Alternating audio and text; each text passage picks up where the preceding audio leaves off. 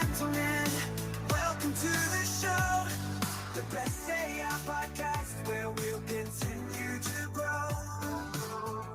A world of innovation where dreams become reality. Come join the movement, let's take AI to the next level. We're breaking barriers, we're writing the code. Together we'll conquer, watch our ideas unfold. The future starts here, joining the revolution. Let's say our podcast, the ultimate solution. Good afternoon, everyone, and welcome to, I believe it's episode 23 or 24, I forget right now, of the Best AI Podcast. I'm your host, Leland Best of Best Live TV, along with two of my other friends here today, because we got a couple that didn't show up. I got Mr. Jim Hankins of CribOps, or otherwise known as Cloud Bedrock, along with Curry Taylor from Sekou Designs. Hanging loose tonight, just the three of us with a little desktop share so we can demonstrate some of the stuff we might be playing with here today. So happy to have you guys along. How's things been going, man? It's been a week since I've seen you guys. Jim, I'll start with you. Anything happening on your end of the AI spectrum this week? Just still writing code. I'm like, haven't come out of my gopher hole. I come out once a week to join Layla and find out what's going on in the world while I'm deep undercover writing code. But I wish I had that. Go ahead. Keep talking. Yeah. I'm going to give you the window here. Tell us what's happening. So I'm working on the next version and hope to have it. I hope to have it out this week as of last week. It might spill into next week. We'll see. We'll see if I have a breakthrough. And we're going to release CribLink on, we're released today on Mac, but we'll have it on Windows and Linux simultaneously. That's the goal. Nice. Love it. And that's an app that, I do need to talk to you about that because it seems like there is an issue that I'm running into with it anyway, where whatever you just did for the last update, it looks like my activation code is gone again and my services are down and there's no way to update it through the app. So do I have to get another update from you first? Or is that, I'll show you what I'm running into here. If maybe that's something that it's good feedback for you, I would hope. Yep. Let me just bring one thing is that the total activation setup, we're converting it all into one code base, right? So instead of it being GUI coming from the Mac, it's going to be all terminal UI. We just decided that since so many people are, kind of focused on using, Docker Compose to launch their infrastructure, that might as well keep it simple and use the TUI interface. So we'll have both a TUI and a CLI. Yeah. So let me show you where I'm at here, Jim. I'm just going to refresh the screen over here. I should be able to get a third display. There we go. So in this window that I'm in, this is my N8N setup along my Mac Mini, and I have the window open for the CribOps settings. What's happening when I open it this time anyway is it came up with just a blank box for the license key as though I had to activate it and my endpoints were shut off. This is the same thing we ran into the last time before you sent me the activation key during the show last week. And I entered it and did it. So I'm not sure. This is just obviously something we want to address and see if there's something that I'm missing that I need to go upload something, or if there's just something in the process coming to me that I need to fix. Yeah, I'm not sure. We did give you a new license key in the process, right? I think you were using a temp license key. We issued a new one. That was temporary. Okay, well that would be the answer then. Yeah. So I don't know if you ever took the time to go in there and activate that, but yeah. So and you might want to just wait because the new version will come out here shortly, which you'll get early access to, and it uses the same license key. But the chief difference is rather than have two pieces of code, so Swift code, or when I was going to go to Windows, C#, code talking to the logic that does all the magic, which is written in Go. The whole thing is written in Go now. And so now we have one process. I've got it down to about like 12 megabytes of RAM usage when it's running. So it's teeny tiny, very performant. And I think you'll like it. But yeah, gotta love it. Yeah. Gotta love tiny footprints. I mean, that just works really well. Yeah. So, Kari, tell me what you're hanging around with this week. Anything interesting show up in your feeds, or anything you're trying out or demonstrating, working on? Talk about it. Let's see what we got. Let's see. It's pretty much business as usual on my side, man. I got an interesting project that I'm not gonna share just yet, from a prospect, but yeah, it's a very interesting use case for AI. I'll just say it that way. So maybe at some point in the next few sessions, we can talk through what that looks like once I get it ironed out and locked in. But very, very interesting. I've never thought about it in this use case before. So I'm having fun with the proof of concept on that right now. So yeah, but other than that, man, just lining them up and knocking them down, doing a lot of back behind the scenes work on improving our services and offerings. So yeah. And that was kind of where I wanted to go with this, because what we're seeing, if anything, is a big confusion when it comes to how do we apply AI? How do we use AI? What are we supposed to use AI for? And a lot of news, hit the last couple of days, especially with DeepSeek. There was news in the fact that, one, it wasn't passing jailbreak tests, which, if you're unfamiliar with jailbreak tests, it's a way to go to an LLM with a lot of prompting. It's kind of like a DDoS attack on a website, where you just battle and pound it with all kinds of prompts to see if you can gain access, tell it to do things it shouldn't do. Looks like my video is freezing up a little, or any other content that it might have access to, as as it is connected to other services as well. So that was one fear. Then the other was also the fact that there was a leak in information behind DeepSeek. Sorry, I know I hear DeepSeek a lot out there too, because I think people just spit that out. DeepSeek had an issue with exposing some data on some of its servers through a backend, just a bad line that people found in the system. Again, it's open source, so there's no questioning where everything's going and coming from. We can see all that, but it put a tarnish on a lot of things. And Anthropic CPO, Dario, the CPO, I believe he is, came out just proclaiming all kinds of nastiness against DeepSeek.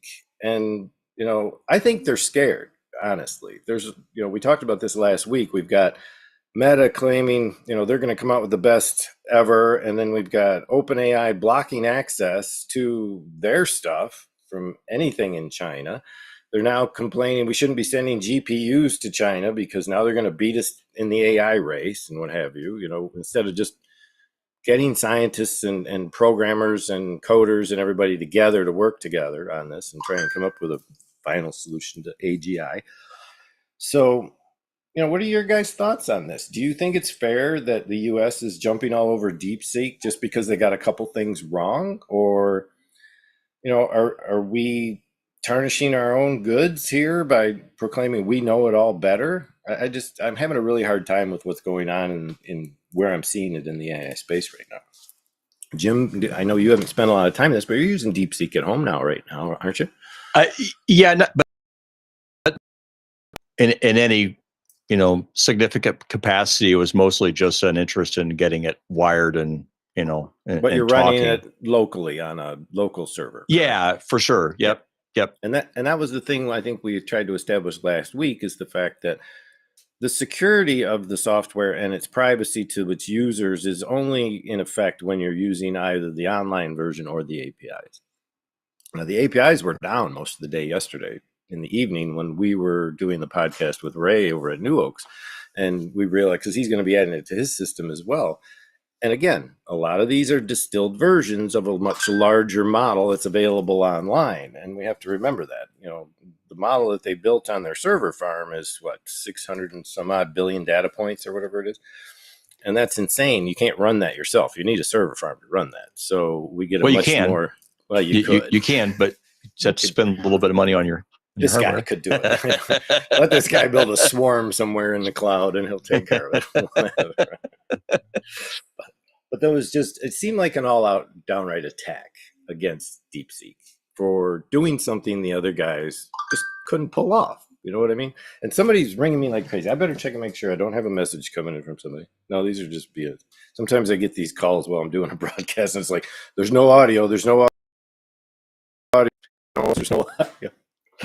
But It seems like we're having a little issue with my camera right now. So, I would say, I'd Go say ahead. that I think, I guess what's been labeled as a bit of a deficiency as it relates to their ability to protect against jailbreaks, right? I feel like it's it's not something to ignore. I mean, it obviously raises ethical questions and reasoning around, like, even significant security risks can come from that, right? Depending on where you're deploying it at, but that's par for the course, man. Like, there's malicious actors in every niche and vector. Like, Oh people yeah, are gonna absolutely. figure out a way to leverage it in such a way. Like, I mean, you've got the president's right hand coin guy that has an entire platform where people literally only use it to put things that they can't use other AI generation mechanisms for. Gotcha. Right? You can go into Grok, create all kinds of crazy images about celebrities, public officials, all that kind of stuff. It's two different varying degrees, but I feel like it's two sides of the same coin. So, like, it's understandable. They definitely would need to put some sufficient barriers in place for that, but I mean, I don't think it's that big a deal currently, right? Like, it's Yeah, I when get it. learned about DeepSeek, I moved it from my moved forward using it from the guise of my old school hanging on to my anonymity on the internet days. Right. Right. I pulled a completely new Gmail account. I used that to log into it. I didn't give it any access to any of my others. So people who are in that realm kind of understand it. Everybody's so Yeah. used to just signing in with Google and not thinking about it. So for those people, there's a risk there. But Mhm. for anybody who's at the cutting edge, who knew about DeepSeek before everybody else did, it's not that big a deal for us. No, So, no. so And yeah. it's an interesting point you bring up too, because we did that a lot when we were young. It looks like the API is accessible again as well. So, yeah, I've got all kinds of Google accounts that I use. I use one in particular. It's just the best sign up account. That's what I use to sign up Mhm. for new accounts to anything. And that way I'm just sticking my toe in the door rather than actually giving it access to any of my mail accounts or my drive or anything like that, which I see people do all the time. They For just sure. click, click, click. Next thing they know, they've granted 6 points of access to another company that they know nothing about, and yet they could get to just about anything they want if they tried. So Yeah. it's the fact of the matter. We do have some people piping in. We got Nazim Beltran out of Italy hanging out in the Facebook feed today, saying DeepSeek basically proved that all the NVIDIA card pumping was overrated, and yeah, it was, because they managed to pull off what Elon built, what 10,000 GPU server farm or something like that recently, and then Nvidia's is probably twice that size. So, and I can only see, what was it, 3 city blocks, I think, on New York City would be what Meta's proposing for their new infrastructure as I well. think that's right. Yeah. And that's just AI processors. That's all that is, basically. And that's, what the let's just talk about the electric footprint that we're dealing with here. We thought Bitcoin was bad. Oh yeah. I can't wait to see the electric bill and these AI farms end up pumping out. So I'm excited, but I'm also a little worried at the same time. Okay, so a couple other things popped up over the course of conversation. One of them was a movie that's just come out recently. I kind of wanted to bring this up, and I may not be able to get a clip of it, but I'm going to try my best. A lot of discussion right now going on, and I made a post about it on Instagram, but it wasn't for the sake of what's actually happening. There's a movie that he's in right now. I believe it's called, I can remember the name of it. I always forget the name of it. But there's a big controversy coming up about the use of AI in the movie The Brutalist. All right. And the reason why is, and it seems like Adrian just broke his silence over this.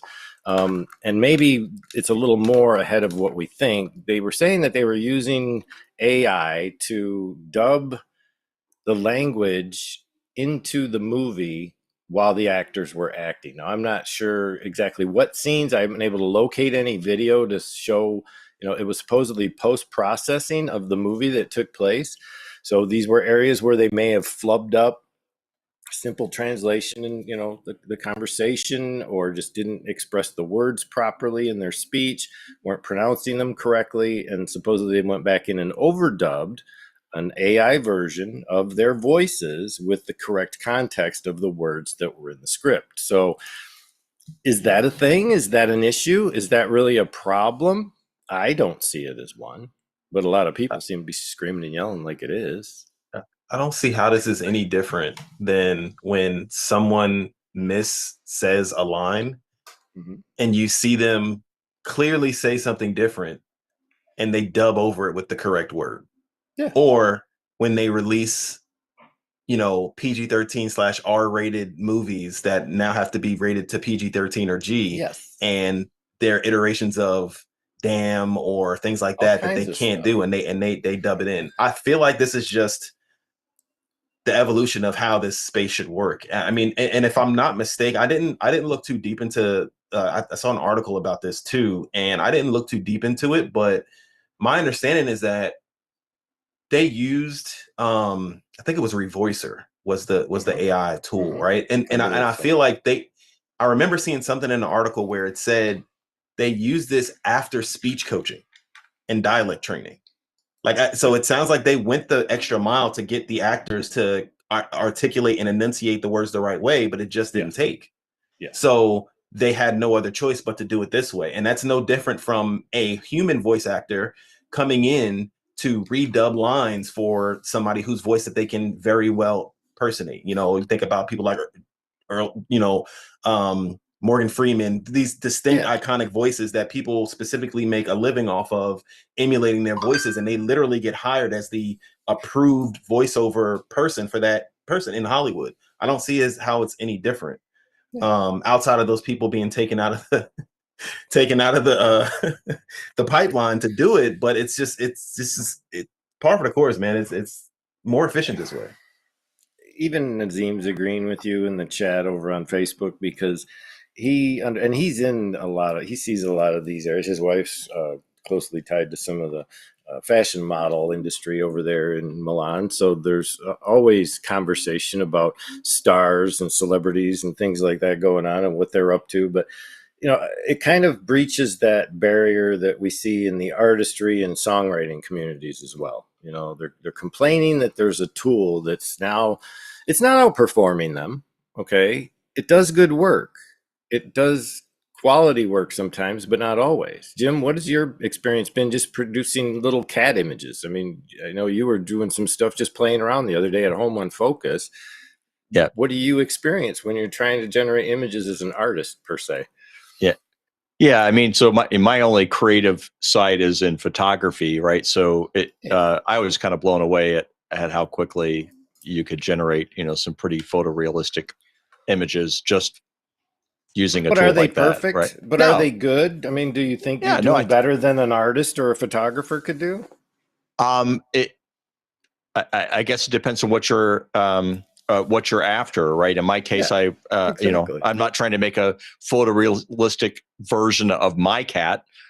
I'm interested in creating a photorealistic version of a cat to put on a blog or something. Yeah, put on a blog, and that's that's no different than going out and using stock photography and whatnot, except for the fact that it's now more unique.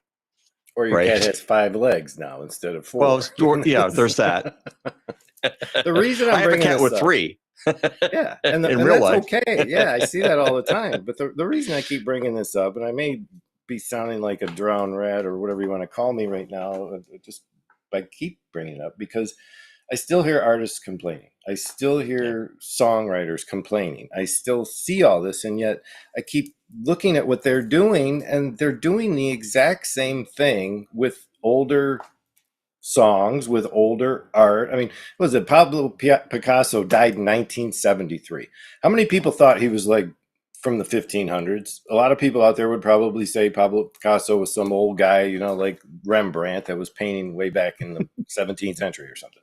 But he wasn't. He was literally smoking cigarettes, listening to the Doobie Brothers and all this other stuff while he was painting his paintings. And who beyond him has duplicated his work? I could count on 10,000 hands how many artists have duplicated Picasso's work. And yet they're not knocked for what they're doing. Yeah. So there's this really weird double-edged sword, this double jeopardy, this entendre that keeps going on in this space.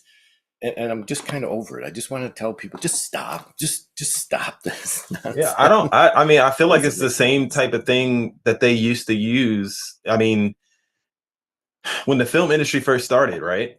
Yeah. They had to hire the amount of extras that called for the scene, that the scene called for, right? Yeah. If you needed 200 extras, you had to hire 200 extras. Somewhere in the last 50 to 60 years, they created the technology to be able to duplicate the amount of extras to make it look like you have a full football field or a full coliseum or a like. Why A is full this army marching right? Why is across this level this. of technology any different? It's this. It's an evolution of an already instantiated and well accepted and leveraged like technology. Like it just it's. I don't get it. I understand like there's the possibility of replacements and now I don't have to do this and this and that, but this is I can't wait until my TV, instead of having to read subtitles, it automatically translates the person's voice and language into English with their accent. Mhm. That's already a feature in some areas, right? I can't Yeah. wait for that to be mainstream on Netflix or Disney Plus or whatever the case may be. Yeah.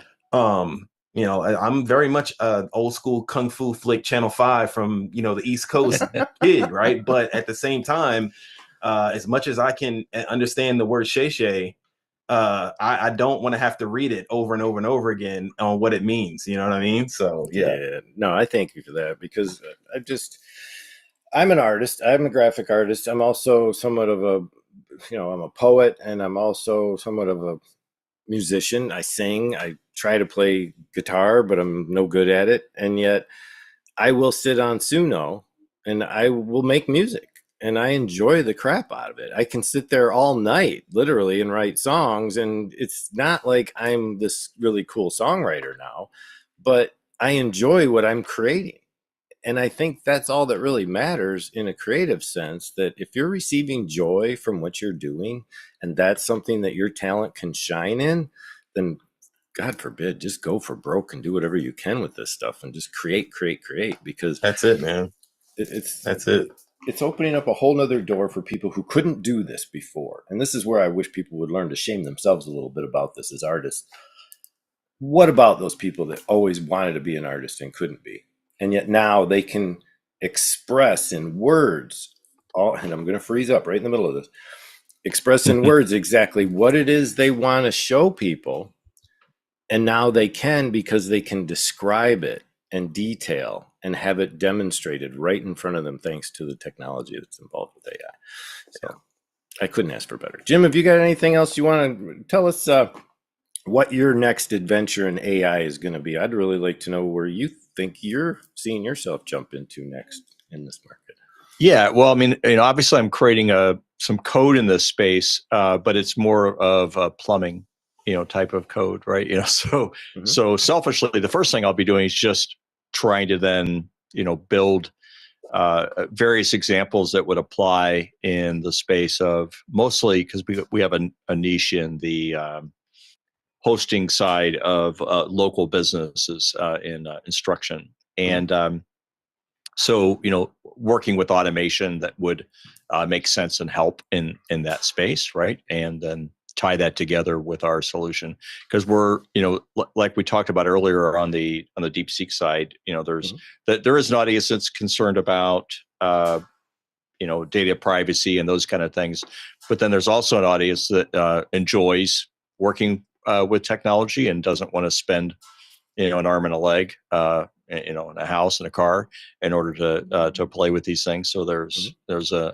economies side of this, and then there's, if you're creating services that you're selling to others, there's the aspect of reducing the number of failure points between you and the solution you're building for them. If you're relying on, I think Ross posted something the other day, regarding some service that he was using that had gone down, that he was now, kind of impacted in his ability to provide a service. There's always going to be something that you depend upon, but if you can reduce it,